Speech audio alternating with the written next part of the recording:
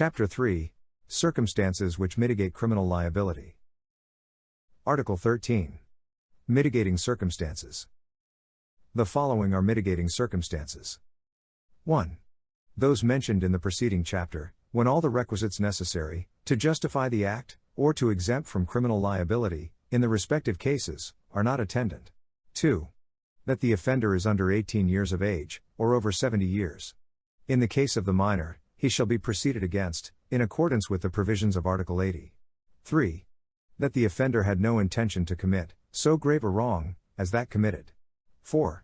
That sufficient provocation or threat, on the part of the offended party, immediately preceded the act. 5. That the act was committed, in the immediate vindication of a grave offense, to the one committing the felony, delito, his spouse, ascendants, descendants, legitimate, natural, or adopted brothers or sisters, or relatives by affinity, within the same degrees. 6. That of having acted upon an impulse, so powerful as naturally to have produced passion or obfuscation. 7. That the offender had voluntarily surrendered himself, to a person in authority or his agents, or that he had voluntarily confessed his guilt, before the court, prior to the presentation of the evidence for the prosecution. 8.